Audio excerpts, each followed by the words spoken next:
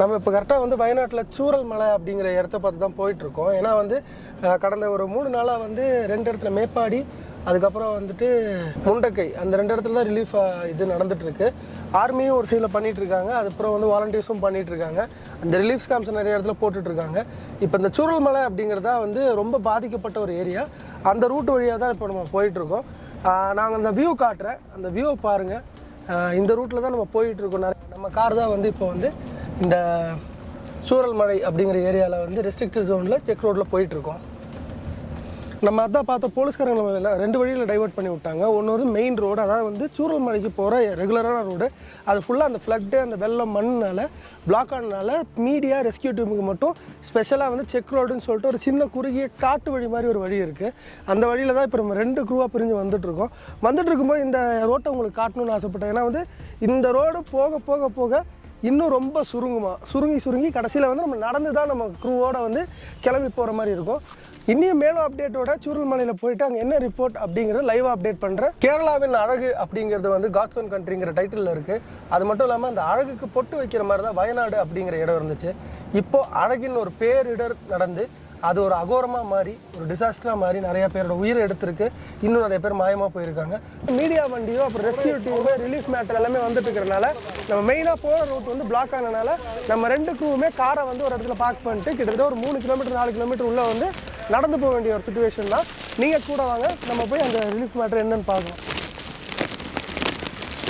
என்னதான் வந்து நம்ம மொழியால் வந்து ஸ்டேட் வாரியாக பிரிஞ்சிருந்தாலுமே கேரளாக்கோ கர்நாடகாக்கோ ஆந்திராக்கோ ஒரு பிரச்சனைனா முதல்ல வந்து தலையிட்டு அதை தீர்த்து வைக்கிறது பார்த்திங்கன்னா தமிழ்நாடு மக்களும் தமிழ்நாடு அரசும் தான். நம்ம தமிழ்நாடு சர்வீஸ்லேருந்து வந்து ஒரு full fledged hitech fire service engine வந்து இங்கே ரெஸ்கியூ டீமுக்கு வந்திருக்கு. கடந்த 3 நாளாக இங்கே இருக்குது. எல்லா ஒர்க்கும் முடிச்சு இப்போ தான் ஹால்ட் பண்ணியிருக்காங்க. மறுபடியும் வந்து இது மேலே போகும். நம்ம மேலே போய் நடக்கிறது இன்னும் பார்க்கலாம். இப்போ நம்ம வயநாட்டில் வந்து நம்ம வந்து கரெக்டாக நம்ம பாதிக்கப்பட்ட இடத்துக்கு பக்கத்தில் இருக்கோம். நம்ம கூட வந்து ஒரு நண்பர் இருக்கார். அவங்களோட ஃபேமிலி ரிலேஷன்ஸும் கொஞ்சம் பேர் வந்து உள்ளே மாட்டிக்கிட்டு தான் சொல்கிறாரு. பிரதர் வணக்கம், சொல்லுங்கள், உங்கள் பேர் சொல்லுங்கள். என் பேர் பிரசோத். ஓகே, உங்கள் ரிலேஷன்ஸோ ஃபேமிலி மெம்பர்ஸ் யாராவது வந்து உள்ளே மாட்டியிருக்காங்களா? என்னோட அம்மாவோட 3 பிரதர்ஸு, அவரோட ஒய்ஃப்ஸு, அவரோட குழந்தைங்க 9. மாமா, அத்தை, குழந்தைங்க 3 மாட்டிட்டாங்க. எத்தனை நாள் ஆச்சு? காப்பாற்றிட்டாங்களா இல்லை? அது வந்து 3 டேஸ்க்கான இன்சிடென்ட் நடந்த அன்னைக்கே வந்து 3 வீடு இருந்தாச்சு. சரி, போச்சு. 3 வீடுமே தண்ணி கடியில் போயிடுச்சு. 3 வீடுமே தண்ணி கடியில் போச்சு. சரி, அன்னைக்கு காலையில் நான் வந்தோம் 6 o'clock. அப்போ தான் இங்கே வர முடிஞ்சது. ஓகே, அன்னைக்கு வந்தோம். அன்னைக்கு வந்து மொத்தமாக பார்த்தோம். நான் எல்லாருமே வந்து ஸ்ப்ரெட்டாக இருந்தோம். பல ரிசோர்ட்டுகளில், கொஞ்சம் மேடையிலான வீடுகளில் அங்கெல்லாம் இருந்தோம். அதுக்கப்புறம் அங்கெல்லாம் தேடி பார்த்தாச்சு. அதுக்கப்புறம் எல்லோரும் போச்சுன்னு ஒரு கன்ஃபர்மேஷன் இல்லை. கன்ஃபர்மேஷன் உங்களுக்கு பாடி வந்து கையில் கொடுத்துட்டாங்களா? பாடி வந்து இல்லை, ஆனால் வந்து 4 பேரை பாடி கிடச்சாச்சு. 4 பேரோட 5 பேர் கிடைக்கணும், இன்னும் கிடைக்கல. அதனால தான் இங்கே வந்து லாஸ்ட் பார்ட்டில் வந்து பார்க்குறேன் வந்து செக்கிங்காக வந்து. ஓகே பிரதர், நாங்களும் வந்து ப்ரே பண்ணிக்கிறோம். அந்த மாதிரி வந்து எந்த மாதிரி நல்லதாக நடக்கட்டும் அப்படின்னு சொல்லி ப்ரே பண்ணிக்கிறோம். உங்களுக்கு வந்து எல்லா டீம்லேருந்து சப்போர்ட் கிடைக்கும். Thank you brother. இப்போ இந்த மெயின் ரோடு அதாவது வந்து நீங்கள் கொஞ்ச நேரம் 10 மினிட்ஸில் வந்து அந்த மெயினான ஏரியா ரீச் பண்ணிடுவோம். நம்ம 2 சைடும் பார்த்தீங்கன்னா ரெஸ்கியூ வெஹிக்கிள், ஆம்புலன்ஸஸ், அப்புறம் எஸ்கார்ட் வெஹிக்கிள், அதுக்கப்புறம் ஜென்ரேட்டர் ரன் பண்ணுற லைட்ஸில் வந்து பெட்ரோலியம் வெஹிக்கிள் வரைக்கும் எல்லாமே வந்திருக்காங்க. ரிலீஃப் கேம்ப் அங்கங்கே வச்சுருக்காங்க. ரெஸ்கியூ பண்ணுற அப்பப்போ வந்து ஆன்டிசெப்டிக்லேருந்து எல்லா மருந்துமே கொடுத்துட்டு, அதே மாதிரி நிறைய அரசியல் பிரமுகர்கள் வண்டியும் வந்து அப்பப்போ வந்துட்டுருக்கு. அவங்களுக்கு எந்த டிஸ்டர்பன்ஸும் இல்லாமல் போக்குவரத்து காவல்துறையும் போலீஸ் டிபார்ட்மெண்ட்டும் வந்து ஒத்துழைச்சிட்ருக்காங்க. இப்போ நம்ம பாதிக்கப்பட்ட இடம் வந்து ஒரு இடத்துல இருந்து மேலே வந்து கீழே வந்துட்டுருக்கு. ஆனால் அடிச்சுட்டு வந்த ஒரு பொருள், அந்த ஷெட்டுங்க, அந்த பில்டிங்கோட மற்ற மெட்டீரியல் எல்லாமே வந்து ஒரு இடத்துல தேக்கம் அடைஞ்சிட்ருக்கு. அதை தான் வந்து இப்போ பெரிய க்ரேனோ பொக்கலினோ வச்சு கிளியர் பண்ணிகிட்ருக்காங்க. அது தேங்கின இடம் மட்டுமே தனியாக ஒரு விபத்து நடந்த ஒரு ஜோன் மாதிரி தெரியுது. அந்த இடத்த இப்போ கொஞ்சம் க்ளோஸ்அப்பில் பார்க்கலாம். இப்போ துறந்த இப்போ நடந்துலே அது குறித்து சில വാക്കുകൾ നിങ്ങൾ പറഞ്ഞവർക്ക് നന്നായിരിക്കും. ഞാൻ ഡൽഹിയിൽ വരികയാണ്. പാർലമെൻറ്റ് സമ്മേളനത്തിനിടയിലാണ് ഞാനിപ്പോൾ ചെറുമല എത്തിയിരിക്കുന്നത്.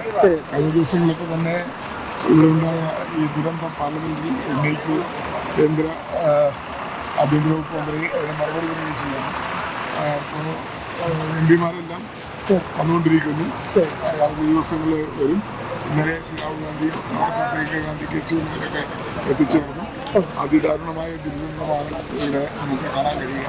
എന്തായാലും ഒരു നമുക്ക് സങ്കല്പിക്കാൻ കഴിയാത്ത തരത്തിലുള്ള ഒരു ദുരന്തമാണ് ഉണ്ടായിരിക്കുന്നത്. തീർച്ചയായും ഇത് നമ്മുടെ നാടിനെയാകെ നനയ്ക്കുക ഒരു വലിയ ദുരന്തം ഈ ദുരന്തത്തിൽ എത്ര പേരാണ് ജീവൻ നഷ്ടപ്പെട്ടത് ഇപ്പോഴും പറയാൻ കഴിയാത്ത എന്തായാലും ഈ കാര്യങ്ങൾ ഇവിടെ കണ്ട കാര്യങ്ങളെല്ലാം തന്നെ വീണ്ടും പാർലമെന്റ് ഉന്നയിക്കാൻ ശ്രമിക്കുന്നു. வயநாடு சூரல் மலை அந்த வந்து தாக்கப்பட்ட பகுதிக்கிட்ட தான் இருக்கும். பார்த்தீங்கன்னா இதுவும் வந்து மிலிட்ரிக்காரங்க வந்து போட்ட பிரிட்ஜு தான். நம்மக்கிட்ட வந்து நின்று பண்ணுறதுக்கான ஒரு போக்குவரத்துக்கு வேண்டி தான் போட்டிருக்காங்க. இது எப்படின்னா வெயிட்டு கணக்கு பார்த்து தான் வந்து அவங்க பண்ணிகிட்ருக்காங்க. இப்போ நான் கரெக்டாக பார்த்தீங்கன்னா வெள்ளம் நகர்ந்துட்டு இருக்கிற பகுதியை வந்து தாண்டுறோம். கொஞ்சம் திகிலான மூமெண்ட் தான், இருந்தாலும் கொஞ்சம் மக்களுக்கு செய்திகளை கரெக்டாக கொண்டு போய் சேர்க்கறதுக்கு வேண்டி இந்த ரிஸ்க்கை நம்ம எடுக்கிறோம். இப்போ நம்ம அந்த பெரிய டிசாஸ்டர் நடந்த இடத்து ஜோனுக்கே வந்துட்டோம். டேஞ்சர் ஜோனே அறிவிச்சதே இதுதான். இங்கே ஆக்சுவலாக பார்த்தீங்கன்னா 2 ஊர் இருந்திருக்கு, ஒரு ஸ்கூல் இருந்திருக்கு. அந்த ஸ்கூல் தான் இப்போ நான் உங்களுக்கு காட்டிகிட்டு இருக்கேன். அந்த ஸ்கூல் தான் ஃபுல்லாக தண்ணியில் மூழ்கி இப்போ தான் ட்ரைன் அவுட் ஆகி இப்போ தண்ணியெல்லாம் வெளியே எடுத்துகிட்டு இருக்காங்க. இதில் பெரிய அதிர்ச்சியான விஷயம் என்னென்னா, இது அவங்க தோண்ட எத்தனை சடலங்கள், எவ்வளோ வீடுகளோட பொருட்கள் எல்லாமே கிடைக்குதுன்னு நீங்களே பாருங்கள். Sofa what is status?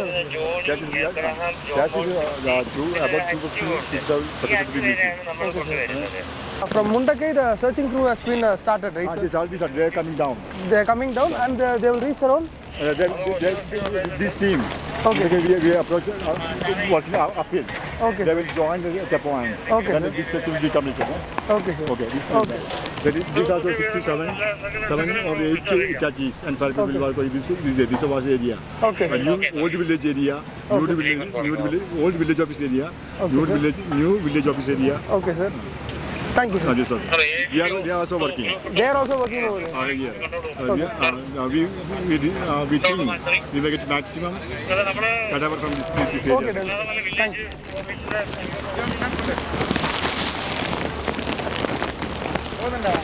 என்ன சொல்கிறாங்கன்னு பார்த்தீங்கன்னா வந்து இப்போ வரைக்குமே 250 பீப்புள் வந்து இங்கே மட்டும் காணாமல் போயிருக்காங்க. பார்த்தீங்கன்னா வந்து இப்போ பாடி வந்து நமக்கு வந்து நம்ம சுருள்மலையில் வந்து கிடச்சிருச்சு.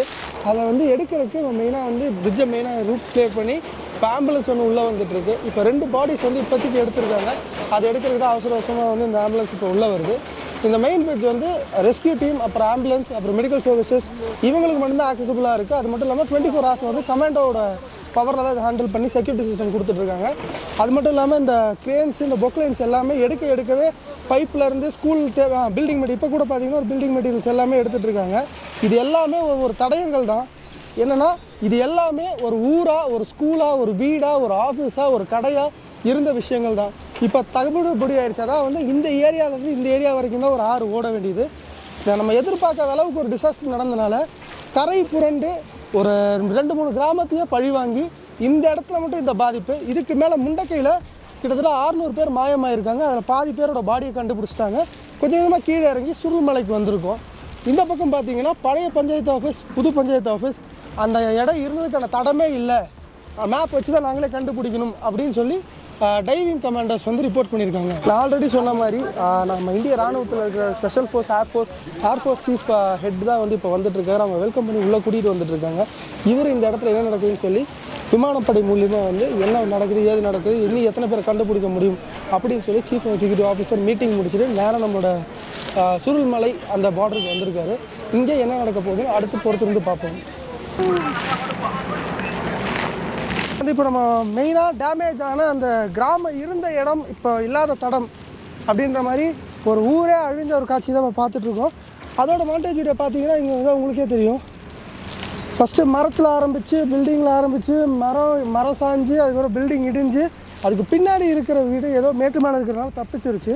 அது மட்டும் இல்லாமல் இந்த வெள்ளத்தோட கோர தாண்டவம் பார்த்தீங்கன்னா அங்கே வந்து கார்கள் சரிஞ்சு கிடக்கிறத பார்க்கலாம், ஒரு வீடே அழிஞ்சு கிடக்கிறத பார்க்கலாம். அது மட்டும் இல்லாமல் ரெஸ்கியூ டீம் மெம்பர்ஸ் வந்து ஃபுல் அண்ட் ஃபுல் ஒர்க் பண்ணிட்டுருக்காங்க. அந்த இடத்துல கூட்டமாக இருக்காங்கல்ல, அந்த இடத்துல தான் வந்து அப்புறம் அதை காட்டிடுங்க. அந்த கூட்டமாக இருக்காங்க இல்லையா, அந்த இடத்துல தான் வந்து பாடி வந்து ரெக்கவரி பண்ணிகிட்ருக்காங்க. ஓகே, நம்ம வந்து எல்லா நியூஸ்லேயும் ஃபஸ்ட்டு வந்த வீடியோலையும் பார்த்த அந்த ஸ்கூல் இது தான். இந்த ஸ்கூலில் தான் 27 குழந்தைங்க வந்து மாயமாகி அப்புறம் வந்து சடலமாக கண்டுபிடிச்சி இறந்துருக்காங்க. அவங்களுக்கு என்ன தெரிய போகுது, ஸ்கூல் திறக்கும் மூடும் தான் தெரியும். அந்த குழந்தைங்களுக்கு கூட இந்த நிலைமை நினைக்கும் போது ரொம்ப மனசுக்கு வருத்தமாக தான் இருக்குது. இந்த ஸ்கூலோட இடம் தான் இப்படி மாறி இருக்குது. நீங்களே ஒரு தடவை பார்த்துருங்க. போயிட்டு தான் இருக்குது. இல்லைனா பெரிய பெரிய மிஷினரி வச்சு அவங்க எல்லா இடத்தையும் க்ளீன் பண்ணி பார்த்துட்ருக்காங்க. அதோட காட்சி தான் நேரடியாக பார்த்துட்டு இருக்கீங்க. பெரிய பெரிய மிஷினரி டே பகலாக வந்து உழைச்சிட்டு இருக்கிற ரெஸ்கியூ டீம் அவங்க சைடில் இருக்கிற இந்த காடு இடிஞ்ச விஷயங்கள் எல்லாத்தையும் அகட்டிட்டு அதுக்கான விஷயம் யாராவது உள்ளே இருக்காங்களா, யாராவது காப்பாற்றப்படணுமா அப்படிங்கிற விஷயத்துக்கு வந்து கஷ்டப்பட்டுட்டு இருக்காங்க. இவங்க நம்மளுக்காக தான் உழைக்கிறாங்க. இவங்க வந்து கேரளா மட்டும் கிடையாது, எல்லா ஸ்டேட்லையும் எந்த ஸ்டேட்டில் இந்த மாதிரி பிரச்சனை நடந்தாலும் அதுக்கான மெயினான சோர்ஸ் வந்து இவங்க தான் வந்து பண்ணி கொடுத்துட்ருக்காங்க. ஓகே, நம்ம சொன்ன மாதிரி 27 குழந்தைகள் வந்து பலியான அந்த ஸ்கூல் வந்து இப்போ நம்ம கவர் பண்ணிகிட்ருக்கோம். இப்போ அந்த ஸ்கூலில் தான் இருக்கும், அந்த இடத்துக்கே வர முடியல. ஆக்சுவலாக வந்து ஃபுல் அண்ட் ஃபுல் ஃப்ளட்டு தான், ஃபுல்லாக சேறு சகதி அப்படி போயிட்டுருக்கு. ரெஸ்கியூ டீம் வந்து ஃபுல் ஃப்ளெஜாக ஒர்க் பண்ணிகிட்ருக்காங்க. இது நடந்துட்டு இருக்கும்போது ஒரு நல்ல விஷயம் என்னென்னு பார்த்தீங்கன்னா, ஒரு ஃபேமிலியை சேர்ந்த 5 பேர் வந்து இப்போ ரீசெண்டாக வந்து ரெஸ்கியூ பண்ணப்பட்டிருக்காங்க. இன்னும் நிறைய பாடிஸ் வந்து மேலே கிடச்சிட்ருக்கு மேப்பாடியில். அந்த மேப்பாடியில் நடக்கிற விஷயத்த வந்து உங்கள்கிட்ட வந்து தொடர்ந்து பேசுவோம். அதுக்கு முன்னாடி அந்த கிளாஸ் ரூம்ஸை கொஞ்சம் பார்த்துருவோம். அந்த 27 குழந்தைங்க எவ்வளோ கஷ்டப்பட்டிருப்பாங்க அப்படின்னு அந்த கிளாஸ் ரூம் பார்க்கும்போதே தெரியுது. இந்த மாதிரி விஷயங்கள் நடக்கிறதுக்கு முன்னாடி ஒரு ரெட் அலர்ட்டோ இல்லை ரெட் ஜோன் ஏரியா அப்படின்னு சொல்லி அறிவிச்சிருக்கலாம். படிக்க வேண்டிய ஸ்கூல் கிளாஸ் ரூம் இதில் வந்து இப்போ ஏற்பட்ட சேறு சகதி, கிளாஸ் ரூமே வந்து பாலடைஞ்சு போன மாதிரி ஆகிடுச்சு. இந்த மாதிரி விஷயங்கள், லைட் இல்லை, சரியான கரெக்டான லைட் இல்லைங்க, எலக்ட்ரிசிட்டிக்கும் கொஞ்சம் பிரச்சனை இருக்குது. ஸோ உங்களுக்கு அப்படியே ஒரு அவுட்லுக் மாதிரி காட்டுறேன். படித்து பெரிய ஆள் ஆகணும்னு நினச்சி நிறையா குழந்தைங்க படிக்க வந்த இடத்துல வந்து அவங்க உயிரை இழக்க நேரிட்ட ஒரு பெரிய ஒரு இது தான். எப்படின்னு பார்த்தா, இவ்வளோ பெரிய மரம்லாம் வந்து நம்ம ஸ்கூலோட ஓட்டு மேலே விழுந்தால், நம்ம கிளாஸ் ரூமில் விழுந்தால் என்ன ஒரு தாக்குதல் உண்டாக்கும். அந்த குழந்தைங்க கடைசி நேரத்தில் என்னெல்லாம் யோசிச்சிருக்கும், அதோட கனவு எல்லாமே ஒரு செகண்டில் அதுவும் தெரியாமல் செயற்கையாக இருந்தால் கூட வந்து யாரையா ப்ளேம் பண்ணலாம். இயற்கையை யாரால் ப்ளேம் பண்ண முடியும்? அங்கே பார்த்தீங்கன்னா கிளாஸ் ரூமில் வைக்கிற ஜென்ரேட்டர் அது நசுங்கி இருக்குது. அது வந்து என்ன வெயிட் இருக்குன்னு உங்களுக்கே தெரியும், அது நசுங்கி இருக்குது.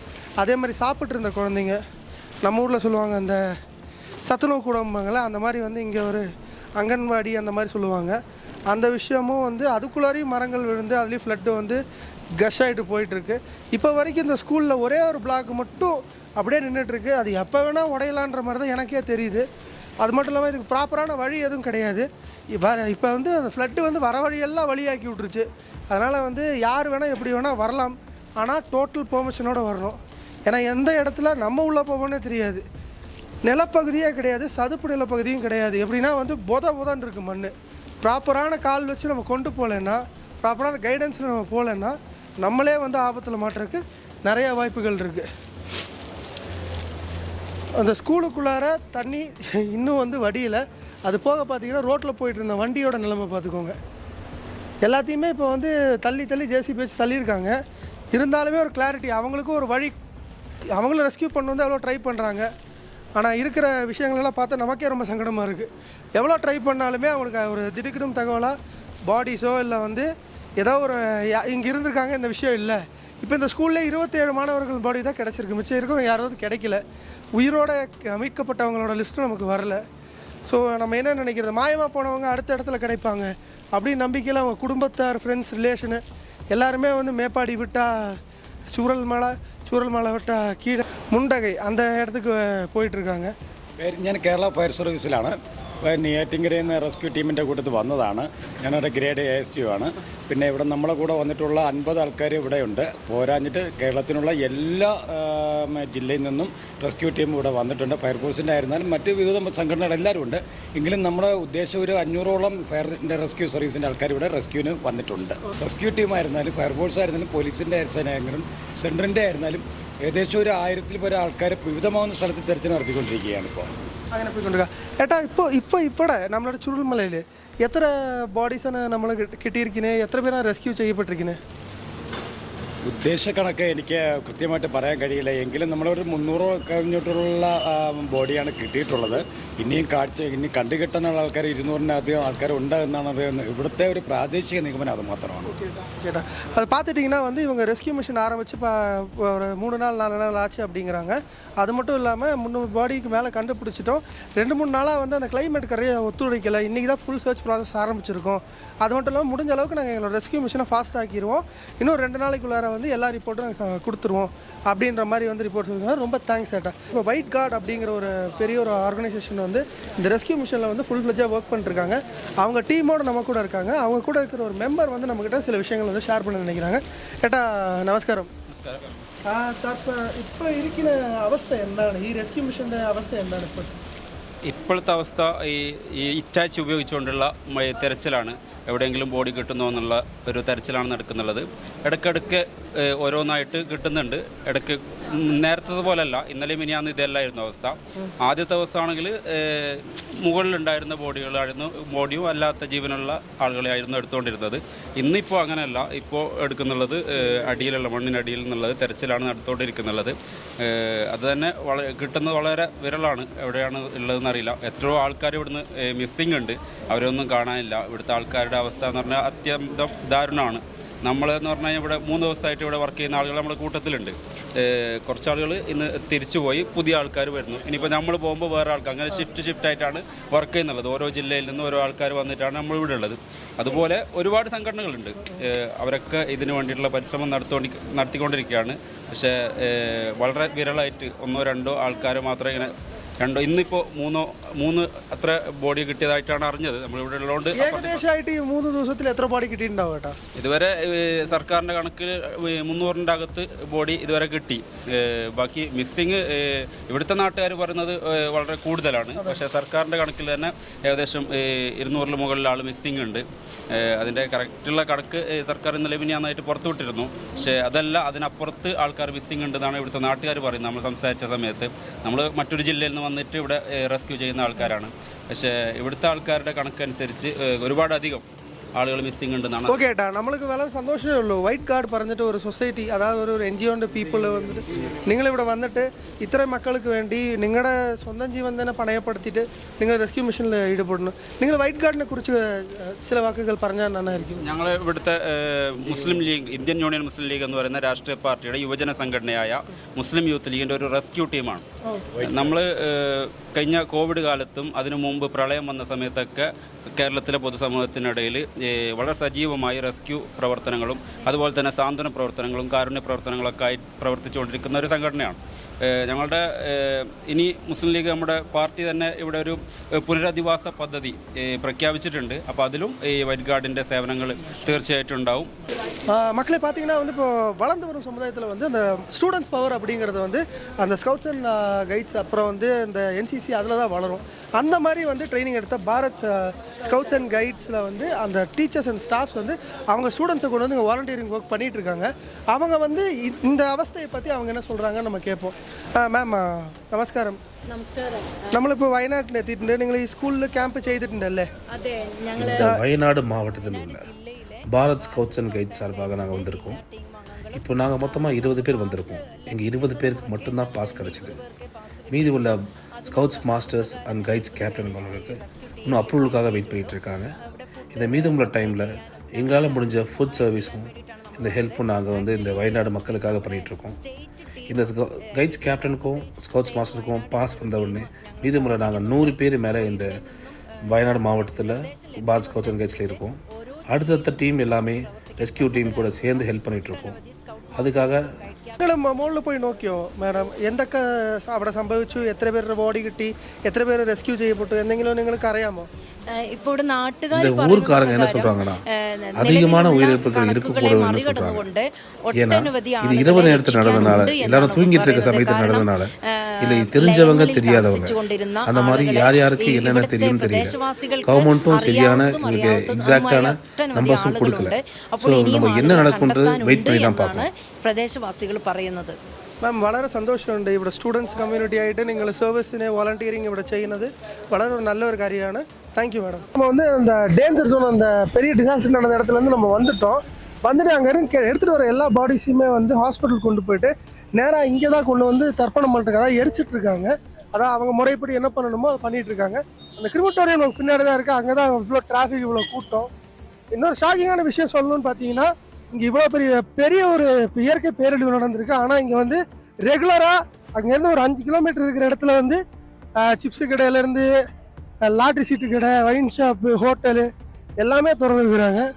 சென்னையில், தமிழ்நாட்டில் இருக்கிற நம்ம இங்கே வந்து இத்தனை விஷயங்களை பார்க்குறோம், இவ்வளோ ரிப்போர்ட் பண்ணுறோம். ஆனால் இங்கேயே இருக்கிறவங்க இதுக்காக ஒரு சின்ன ஒரு ஆக்ஷன் எடுத்துருக்கலாம். நீங்கள் பார்த்துட்டு இருக்கிறதா வந்து அந்த இயற்கை பேரழிவில் மாட்டின மக்களோட ஒரு ஃபுட்டேஜ் தான். அவங்களுக்கு நடக்க வேண்டிய சடங்குகளை செஞ்சு அவங்கள எரிக்கிறதுக்கான விஷயங்கள் தான் நடந்துகிட்ருக்கு. இங்கே இத்தனை பேர் இருக்காங்க, இத்தனை மீடியாஸ் இருக்காங்க, இத்தனை முனிசிபல் ஒர்க்கர்ஸ் வந்து இதுக்கு வந்து கடுமையாக வந்து உழைச்சிட்ருக்காங்க. நம்ம அந்த தர்ப்பணம் பண்ணுற இடத்துக்கு போய் என்ன நடக்குது எது நடக்குது. இப்போ தான் பார்த்தீங்கன்னா தர்ப்பணம் பண்ணுறதுக்கு அவங்க தேங்காய் நார் மாதிரி வச்சுருக்காங்க. அந்த நாரில் வந்து சூடு ஏற்றி அப்படியே எரிக்கிறாங்க. பாடி லைனாக வந்துட்டு இருக்கிற காரணத்தினால உடனுக்குடன் அந்த விஷயங்களை செய்ய வேண்டிய ஒரு கட்டாயத்துக்கு வந்து மக்கள் தள்ளப்பட்டிருக்காங்க. முனிசிபல் பார்ட்டியும் இது பண்ண ஆரம்பிச்சாங்க. ஆல்ரெடி அந்த பாடி வந்து தண்ணியில் நல்லா ஊறி அதோட பொசிஷன் அதோட உருவமே வந்து கரெக்டாக கிடைக்காத நிலைமையில் எவ்வளோ சீக்கிரம் வந்து அதை எரித்து அதை டிஸ்போஸ் பண்ணுறோமோ அவ்வளோ நல்லது. ஹைஜீன் துறைகளை ஹெல்த் துறைகள் எல்லாருமே வந்து அதுக்கு சப்போர்ட் பண்ணி இந்த விஷயத்த வந்து ப்ராசஸ் பண்ணி கொடுத்துட்ருக்காங்க. எனக்கு தெரிஞ்சு இந்த விஷயத்துலேயும் வாலண்டியர்ஸில் வந்து நிறைய பேர் வந்து இந்த கிரிமட்டோரியம் அந்த ஏரியாவில் வந்து ஹெல்ப் பண்ணிகிட்டு இருக்காங்க. இந்த சில விஷயங்கள் அதான் வந்து மெயினான விஷயம். இவங்களுக்கு வந்து கொடுக்க வேண்டிய சடங்குகளை கரெக்டாக கொடுத்து அவங்க என்ன எது என்ன மதம் என்ன இனம் எதுவுமே பார்க்காம அவங்களுக்கான விஷயங்கள் அதாவது தர்ப்பணம் பண்ண வேண்டிய விஷயங்களை ஒரு சின்ன சடங்கு மாதிரி வச்சு அந்த பாடிக்கு கொடுக்க வேண்டிய அதாவது அந்த சடலத்துக்கு கொடுக்க வேண்டிய மரியாதையை கரெக்டாக கொடுத்து எரிக்கிற விஷயத்தில் ப்ராசஸ் பண்ணுறாங்க.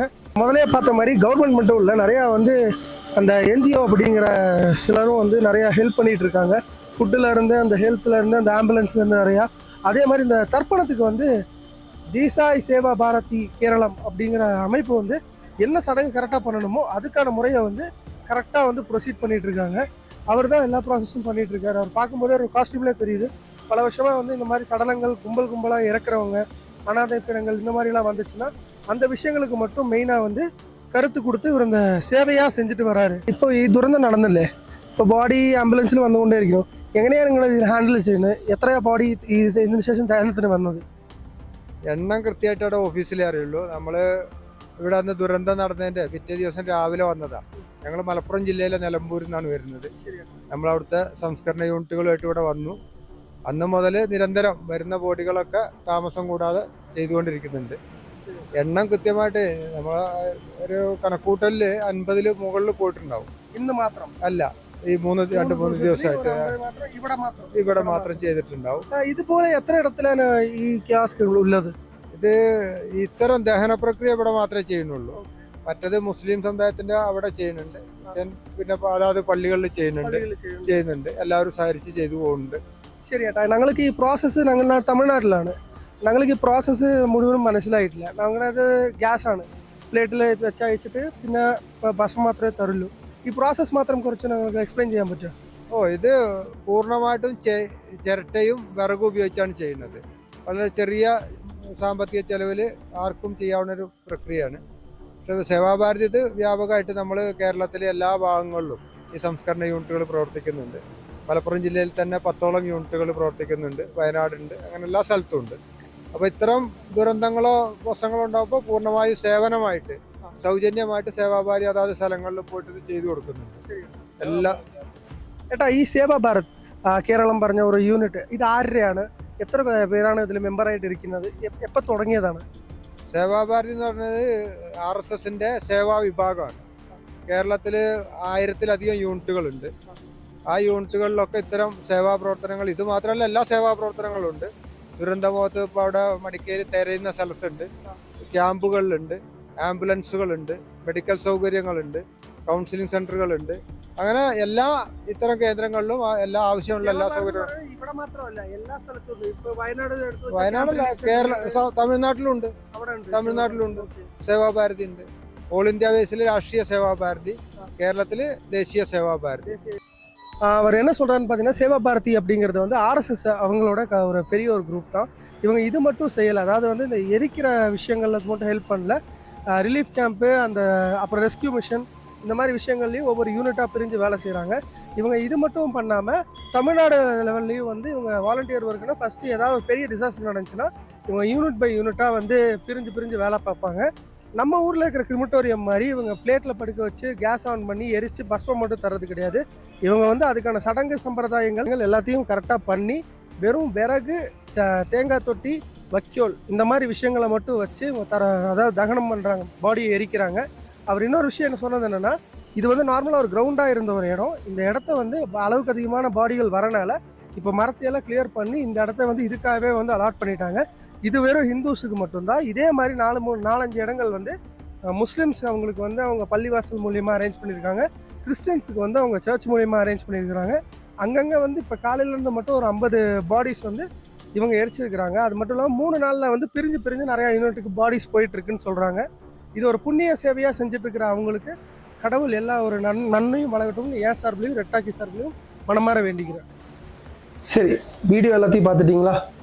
நீங்கள் பார்த்தது தான் நாங்கள் நேரில் போய் ஷூட் பண்ணும்போதும் இந்த விஷயந்தான் பார்த்தோம். நிறைய ஆர்மி பெட்டாலியன்ஸு, என்ஜிஓஸு, போலீஸ் பெட்டாலியன்ஸ், அதுக்கப்புறம் வந்து வாலண்டியர்ஸு, அது போக வந்து மதம், இனம், மொழி பாராமல் நிறையா பேர் இந்து, முஸ்லீம், கிறிஸ்டின் பாரபட்சம் இல்லாமல் வந்து எல்லாருக்கும் ஹெல்ப் பண்ணி ஃபுட்லேருந்து அகாமடேஷன்லேருந்து இறந்த பிணங்களை எரிக்கிறதுக்கு இடம் கொடுக்கறது வரைக்கும் நிறைய விஷயங்கள் வந்து நீங்கள் இந்த வீடியோலையும் பார்த்துருப்பீங்க, இதுக்கு முன்னாடி வீடியோவும் நிறையா வேறு சேனல்லையும் பார்த்துருப்பீங்க. ஆனால் நடக்கிற விஷயத்த 2 கண்ணால் மட்டும்தான் உங்களை மாதிரி நானும் பார்த்துட்டு இருந்தேன். ஆனால் அங்கே போய் சில விஷயங்களை கண்ணால் பார்த்து அறிஞ்சு விசாரித்ததுக்கப்புறம் தான் எங்கள் 3வது கண் திறந்துச்சு. என்னென்னா மறைக்கப்பட்ட உண்மை. அதை வந்து உங்ககிட்ட வெளிப்படையாக சொல்லலைன்னா உண்மையை சொல்கிறேன். இந்த மறைக்கப்பட்ட உண்மையை உங்கள்கிட்ட சொல்லலைன்னா என் மனசு கண்ட்ரோலில் எங்கள் குருவோட மனசே தாங்காது. என்ன விஷயம்னா, இப்போ வந்து அவங்க பிரித்து வயநாட்டில் நடந்த அந்த நிலச்சரிவை பற்றி அவங்க பிரித்து வேலை பார்த்துருக்குதுன்னா முண்டகை, சூரல்மலை, மெப்பாடி இந்த 3ஆக பிரித்து அவங்க ஒர்க் பண்ணிகிட்டு இருக்காங்க. ஏன்னா அது டூரிஸ்ட் பிளேஸ். என்னென்னா வந்து பாம்பேலேருந்து இப்போ குரூப்ஸ்லேருந்து ஹாலிடேக்கு வந்திருக்காங்க. அவங்க வந்த டைமில் தான் இந்த நிலச்சரிவு ஏற்பட்டிருக்கு. அவங்க எங்கெல்லாம் போயிருக்காங்கன்னு பார்த்தீங்கன்னா இந்த முண்டகை, சூரல்மலை, மெப்பாடி இந்த இடங்கள்லாம் போனனால அவங்க பாடி இன்னும் கிடைக்கல. பாடின்னு இல்லை, அவங்களே மிஸ் ஆகிட்டாங்க 4 நாளாக. அதனால் வந்து ரெஸ்கியூ டீமும் பெட்டாலியனும் பயங்கரமாக போராடிட்டு இருக்காங்க. எப்படியா ரெக்டிஃபை பண்ணணும், இந்த ரெஸ்கியூ ப்ராசஸை வந்து சக்ஸஸ்ஃபுல்லாக்கணும். அவங்கள பொறுத்த வரைக்கும் அத்தனை பாடிஸோ அத்தனை மக்களையும் காப்பாற்றுறது பெரிய விஷயம் இல்லை, இந்த 4 உயிரை காப்பாற்றணும் அதுதான் அவங்களுக்கு பெரிய விஷயமா போயிட்டுருக்கு. ஆனால் சில விஷயங்கள் எங்கே ஒரு நிலச்சரிவு ஆரம்பிக்குதோ அந்த இடத்துல இருந்து தான் நம்ம கணக்கு பண்ணணும். இந்த நிலச்சரிவு எங்கே ஆரம்பிச்சதுன்னா, இந்த நிலச்சரிவோட தொடக்கம் எங்கன்னு பார்த்தீங்கன்னா முண்டகைக்கு ரொம்ப மேலே உள்ள முத்தங்கா அப்படிங்கிற ஒரு இடத்துல தான். அதான் மலையோட உச்சின்னு கூட சொல்லலாம் ஆல்மோஸ்ட். அங்கே யார் இருக்காங்க அப்படின்னு பார்த்தீங்கன்னா நம்ம அந்த பழங்குடியினர் அப்படின்னு சொல்லுவோம்ல, ட்ரைபல்ஸ், அவங்க தான் வந்து கிட்டத்தட்ட ஒரு 600லேருந்து 800 மக்கள் வரைக்கும் இருக்காங்க. சின்ன குழந்தையிலேருந்து வயசானவங்க வரைக்கும் இருக்காங்க. ஆனால் எந்த ஒரு மலையாள மீடியாவோ, நியூஸோ, மீடியா, பத்திரிக்கை யாருமே இதை கவர் பண்ண கிடையாது. ஆனால் நம்மளுக்கு தெரிஞ்சது நம்ம starting point to ending point நம்ம எல்லா விஷயத்துலையும் நம்ம கொடுப்போம். அந்த விஷயத்தில் நம்ம தொடக்கப்பட்டது அந்த முத்தங்கா அப்படிங்கிற கிராமம். நம்ம டீமோட அந்த முத்தங்கா கிராமத்தை நம்ம ரீச் பண்ணுறதுக்கு ட்ரை பண்ணோம். அது உச்சியில் இருக்கிறனால அது ரிசர்வ் ஜோன். அதுக்கு தனியாக ஒரு செக் போஸ்ட் அமைச்சிருக்காங்க. அதுக்கு வந்து அதுக்கு தனியாக ஒரு செக் போஸ்ட் அமைச்சு அதுக்கு போலீஸை வந்து நியமிச்சிருக்காங்க. இந்த மாதிரி யாரையும் அலோவ் பண்ணக்கூடாது அப்படின்னு சொல்லிட்டு ஃபஸ்ட்டு நம்ம வந்து ஃப்ரண்ட் சைடில் போகிறக்கு அப்ரோச் பண்ணோம். அந்த இடத்துல போலீஸ்காரங்களே வந்து இல்லைங்க, ரோடு வந்து பிளந்துருக்கு, போக முடியாது, இது எந்த ஒரு பெரிய வண்டி போக முடியாது, 4 வீலர் எதுவும் ட்ராவல் பண்ண முடியாது, ரெஸ்கியூ வண்டிகளே வந்து அங்கே சுற்றி தான் விட்டுட்டு இருக்கோம். அப்போ நம்ம கேட்டு எந்த வழியாக ரெஸ்கியூ வண்டி போகுதுன்னு சொல்லி அந்த ரூட்டை வந்து கேட்ச் பண்ணலான்னு போகும்போது அது full and full reserve forest வந்து திக்காக இருக்குது. அது மட்டும் இல்லாமல் மீடியா வெஹிக்கிள் அப்படிங்கிறதுனால அது நம்ம போகிறதுக்கான பாஸ் நம்மகிட்ட இருந்துச்சு. நம்ம போய் ஒரு 5 நிமிஷம் கூட அந்த ரோட்டில் நம்ம ட்ராவல் பண்ணியிருக்க மாட்டோம். ஆட்டோமேட்டிக்காக வந்து ஃபாரஸ்ட் டிபார்ட்மெண்ட்லேருந்து ப்ரெஷர் இல்லை, வண்டியே வந்துருச்சு. கூகுள் போட்டு பேர் இன்னும் கண்டுபிடிச்சிரு வந்து ஸ்டாப் பண்ணி எங்கே போகிறீங்க, எதுக்கு நீங்கள் போகிறீங்க சார்? நம்ம சொல்கிறோம் சார், முத்தங்கா அப்படிங்கிற இடத்துல உச்சியில் தான் வந்து நிலச்சரிவு ஆரம்பிச்சிருக்கு. அங்கே வந்து கிட்டத்தட்ட ட்ரைபல்ஸ், அதாவது பழங்குடியினர் ஒரு 800 பேர் பக்கம் இருக்காங்க. அவங்களுக்கு என்னாச்சு ஏதாச்சும், அந்த இடத்துக்கு என்னாச்சு ஏதாச்சுன்னு எந்த மீடியாவும் கவர் பண்ணல. எனக்கு தெரிஞ்சு ரெஸ்கியூ வண்டி ஒன்று கூட அங்கே போகல சார் அப்படின்னு சொல்லி நம்ம பேசும்போது தான் அவங்க சொல்கிறாங்க, சார் அங்கெல்லாம் ஒன்றுமே ஆகலை, அங்கெல்லாம் ஒரு பிரச்சனையே கிடையாது, அங்கெல்லாம் ஆரம்பிக்கலை, முண்டகையில் தான் ஆரம்பிச்சிருக்கு அப்படின்னு சொல்லி ஒரு பதட்டத்தோடு ஒரு பதில் சொன்னாங்க. அந்த பதட்டம் தான் நம்மளை திருப்பி அனுப்பும்போது நம்ம எவ்வளோ ட்ரை பண்ணியும் அந்த முத்தங்கா அப்படிங்கிற இடத்துக்கும் அந்த ட்ரைபல்ஸையும் போய் பார்க்க முடியாத சூழ்நிலை. நம்ம நாடு பார்த்திங்கன்னா ஜனநாயக நாடு. அரசியல் கோட்பாடு படி எல்லா உயிர்களும் வந்து ஒன்று தான். இந்த உயிருக்கு வந்து இவ்வளோ மதிப்பு, இந்த உயிருக்கு வந்து இவ்வளோ மதிப்பு அப்படிங்கிற விஷயம் வந்து எப்பவுமே யாருக்கும் வகுக்கப்படல. பழங்குடியினாக இருந்தாலும், வயசானவங்களாக இருந்தாலும், சின்ன குழந்தையாக இருந்தாலுமே உயிர்னா உயிர் தான். யார் இருந்தாலும் 6 அடி தான், எரிச்சாலும் சரி புதைச்சாலும் சரி. ஆனால் 800 உயிருக்கு என்ன ஆச்சு அப்படிங்கிற விஷயத்தையே டோட்டலாக இந்த கேரள கவர்மெண்ட்டும் கேரள மீடியாக்களும் மூடி மறைக்கிறாங்க. அது மட்டும் இல்லாமல் தமிழ்நாட்டிலேருந்து நம்ம இங்கே வந்தனால நம்ம வழக்கமாக வந்து எல்லா விசாரணையும் பண்ணுற மாதிரி இதை விசாரிக்க முடியல. ஏன்னா ஃபுல் அண்ட் ஃபுல் சப்போர்ட் எங்கே இருக்குன்னு பார்த்தீங்கன்னா முண்டகை, சூரல்மலை, மெப்பாடி இந்த டீமில் தான் ஃபுல்லாக வந்து ஒரு பெட்டாலியன் இறங்கியிருக்காங்க. ரெஸ்கியூ மிஷன் நடக்குது. மக்களுக்கு நம்ம என்ன கேமரா மூலியமாக இங்கேருந்து கொடுக்குறோமோ அதை நினச்சி மட்டும்தான் மக்கள் அதை உண்மை நம்புவாங்க. மீடியாவாக இருந்துட்டு சில உண்மைகளை மறைக்கிறது பெரிய தப்பு.